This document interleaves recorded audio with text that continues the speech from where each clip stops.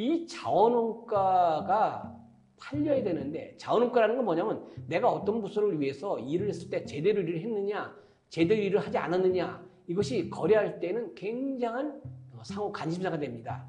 그래서 이 자원원가는 내가 사내 판매할 때나 구매하는 부서는 상호 어그리가 돼야 돼요. 상호 동의돼야 됩니다. 정상적인 경로를 통해서 정상적인 사유가 있어야 된다고 하는 것이죠. 그래서 자원원가는 반드시 5개의 원칙을 갖고 파악합니다. 세심하고 바르게 관리해야 된다고 하는 것이죠. 제일 먼저는 이 원가를 최소화시켜내기 위해서는, 이 원가의 낭비원가가 없기 위해서는 경영자가 일단은, 조직의 장들이 일단은 솔선수범해서 경비 절감을 할 필요가 있습니다. 현장에서 일하는 모든 사원들이 경비를 줄여야 되겠다. 처음에 말씀드렸는데 아메바 경영은 무한도전의 정신이 중요하다고 그랬습니다. 이익은 무한증식, 원가는 무한감소. 그러면 현장에서 일하는 사람들이, 돈을 쓰고 있는 사람들이 경비는 최소화시켜야 되겠다. 쓰지 말라는 얘기 아니라 낭비 원가를 줄여야 되겠다라는 의식을 가져야 된다고 하는 것이죠. 그러기 위해서는 내가 쓰고 있는 경비들이 얼만큼 지출되어지는지, 그 다음에 이 지출되어지는 이 경비들이 어떤 항목으로 지출되어지는지를 세부적으로 파악할 필요가 있습니다. 그리고 이 경비는 사용을 허락한 예산이 아니고 부가치를 만들어내기 위해서 사업 목표를 달성하기 위한 계획치일 뿐이지 정해진 사용이 허락된 비용은 아니다라는 의미라고 하는 것이죠. 그래서 성과와 연계되지 않는 비용은 허용돼서는 안 된다고 하는 것이죠. 결론적으로 말씀드리면 부가가치를 창출하지 못하는 경우에는 사용할 수 있는 예산은 존재하지 않습니다. 모든 예산은 사업 목적에 따른 부가가치를 창출하기 위해서 지출되는 예산이다라는 것을 명심하시고, 만약에 부가가치를 창출할 수 없는 예산을 집행했을 때고 하는 것은 무책임한 경우다라는 것이죠. 법률 용어라고 말씀드리잖아요. 직무유기라고 하는 겁니다.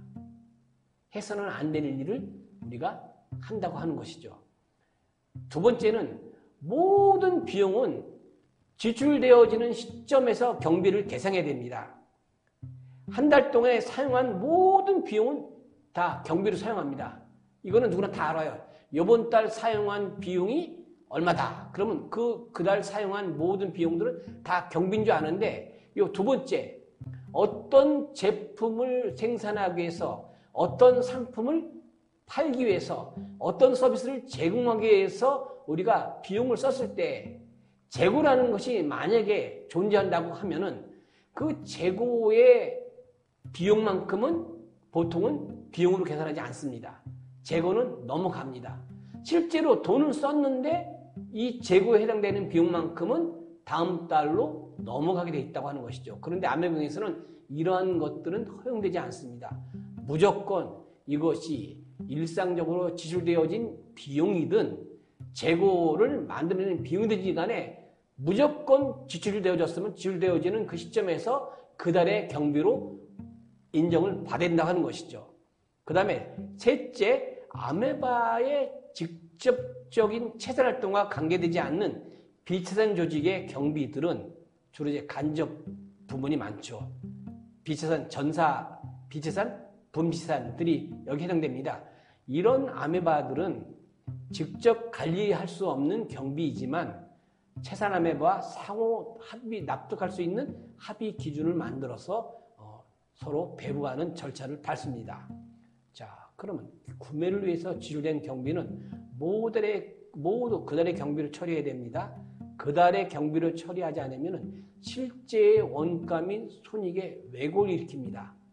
지출이 되어졌는데 지출되어지는 그 월의 비용으로 계산하지 않으면 바로 그 비용만큼 손익의 왜곡을 일으킨다고 하는 것이죠. 그래서 모든 경비 지출은 손익에 바로 반영이 되어져서 왜곡이 없어야 되겠다고 하는 것입니다. 자, 그리고 세 번째 원칙은 모든 사용되어진, 지출되어진 경비는 그 경비로 인해서 이익을 얻는 수익자 부담의 원칙을 적용합니다. 경비를 지출함으로써 무엇인가 이익을 얻는 부분이 그 경비를 부담하는 것이 원칙이라고 하는 겁니다. 예를 들어서 구매 부분에서 1억이라는 자재를 구매했을 때 그 구매하는 시점에 지출된 비용을 발생시킨 부서는 구매지만 실제로 1억이라는 그 구매한 결과치를 상회하는 부서가 따로 있다 그러면 그 따로 있는 부서에서 그 비용은 수용을 하는 것이 수익자 부담의 원칙이라고 하는 겁니다.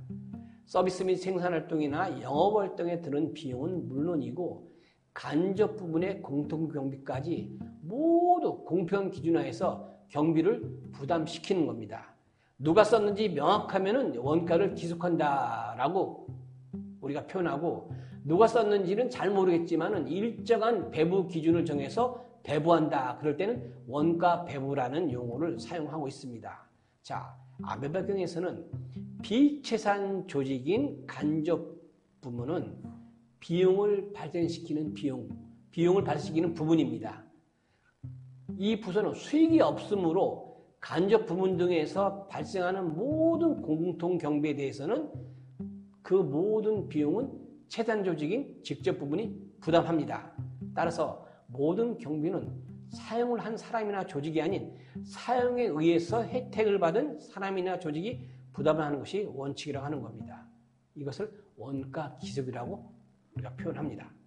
자, 네 번째는 이 자원가를 파악할 때 사람에 관련되어 있는 비용, 인간관계비용은 경비로 인식하지 않습니다.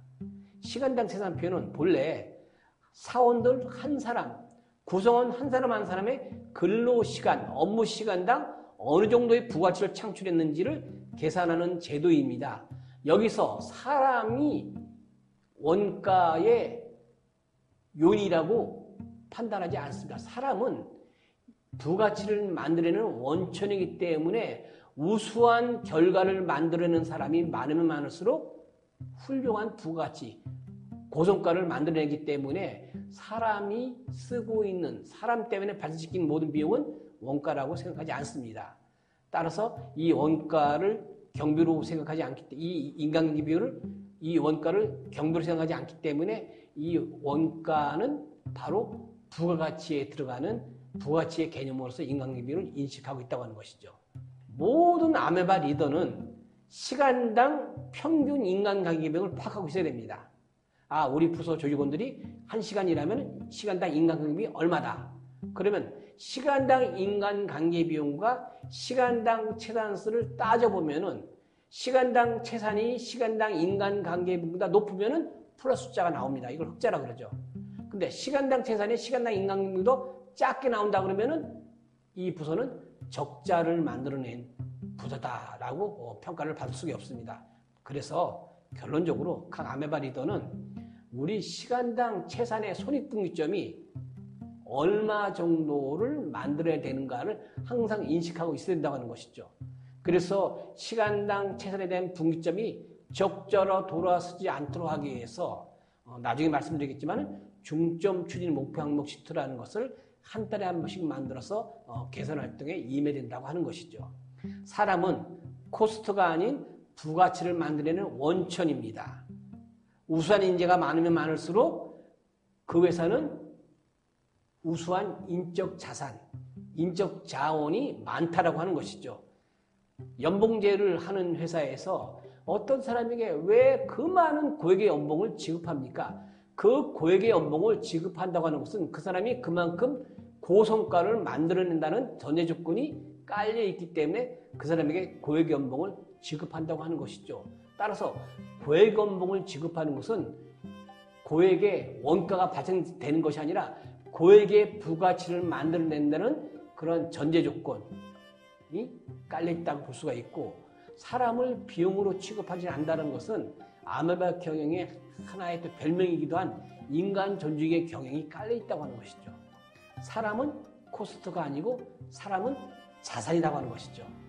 사람을 코스트라고 생각하니까 조금만 회사가 어려지면 구조조정해서 사람을 줄이고 하는 이러한 부정적인 그런 여러 가지 조치들이 현실적으로 발생된다고 하는 것이죠. 아메바경의 자원원가의 5가지 원칙 중에서 다른 것도 다 중요하지만 제가 볼 때 더욱 중요한 건 5번째 원칙입니다. 경비를 세분화해서 파악하고 처리해야 된다는 원칙이죠. 경비를 최소한으로 하기 위해서는 어떤 경비가 어떻게 사용되어졌는지 알아야 됩니다.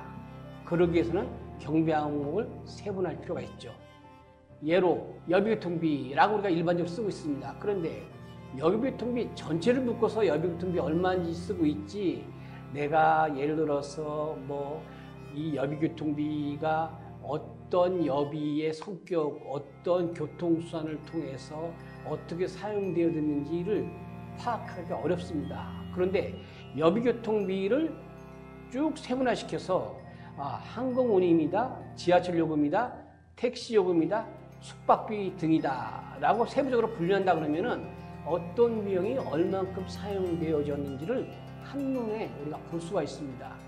그러면은 어떤 비용이 과다하게 사용되어졌는지, 적정하게 사용되었는지를 우리가 파악할 수 있기 때문에 원가를 관리할 수 있는 길이 굉장히 쉬워질 수 있다고 하는 것이죠.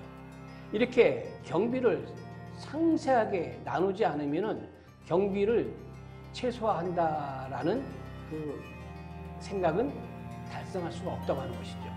그래서 채산표상의 경비 항목을 필요에 따라서 더욱 세분화해서 각각의 경비 요소별로 정확한 실태에 맞도록 절감 방법을 우리가 강구할 수가 있다고 하는 것이죠. 흔히들 총론 찬성, 강론 반대라는 얘기를 우리가 많이 하죠. 왜? 총론에서는 찬성하는데 세부적으로 들어가면은 좀 문제가 있다. 이런 것을 우리가 일컬어 총론 찬성, 강론 반대로 얘기합니다. 여비교통비도 세분화시키지 않으면 여비교통비를 줄여야 되겠다 라고 하는데 세부적으로 들어가면은 이런 거는 줄일 수 없고 줄일 수 있고, 이런 판단을 가능하도록 하기 위해서 우리 이 자원원가에서는 세분화시키는 게 중요하다고 하는 겁니다. 경비를 세분화되어서 상식적으로 판단할 수 있는 자동적인 장치가 가능해진다고 하는 것이죠. 세분화시키지 않으면 묻어가는 경비는 우리가 처리할 수가 없습니다. 그래서 세분화시켜 줌으로 인해서 묻어가는 묻지마 경비를 우리가 제거할 수 있다고 하는 것이죠. 그러면 이 자원원가의 5가지 원칙을 우리가 적용시켜서 원가를 할 때에 이것만큼 다시 한번 우리가 주의해서 마음속에 담아두면 좋겠습니다. 자, 원가는 필수원가, 낭비원가의 결합이다. 모든 원가에는 어느 정도의 낭비원가가 그 안에 들어가 있습니다. 이 낭비원가를 무한 절감하는 것이 아메병에서는 굉장히 중요한 원가 관리의 사상 중에 하나입니다. 두 번째, 이 낭비원가를 줄이자고 하는데 이 낭비원가는 고정관념이나 관행으로 우리가 이 원가를 보면 보이지가 않습니다. 반드시 이 원가는 이 성과에 100% 관련되어 있다, 성과 연계되어 있다 라는 생각을 가지고 보여야 이것이 낭비인지 아닌지를 볼 수 있다고 하는 것이죠.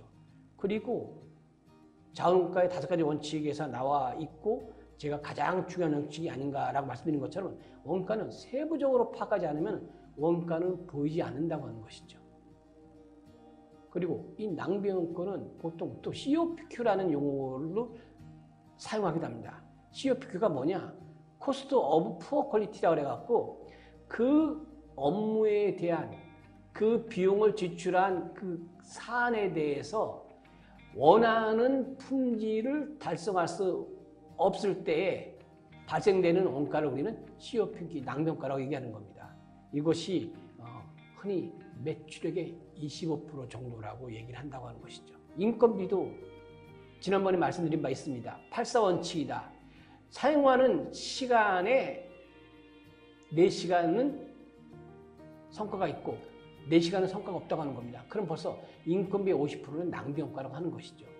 그래서 낭비원가는 COPQ라고 얘기하는데 매출액의 25%를 차지할 정도로 굉장히 위험한 요소인데 사람들은 이것을 관행으로 보니까 그냥 일반적으로 당연히 지출되어지는 원가라고 보는데 이 낭비효과를 우리가 찾아내서 제거하지는 안 된다고 하는 것이죠.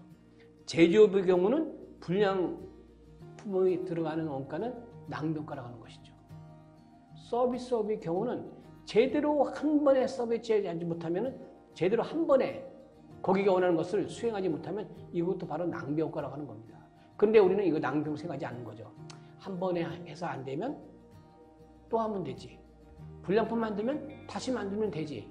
이런 안일한 관행이란 생각이 있고 고정관념에 있는 이러한 생각은 반드시 타파되지 않으면 안 된다고 하는 것이죠.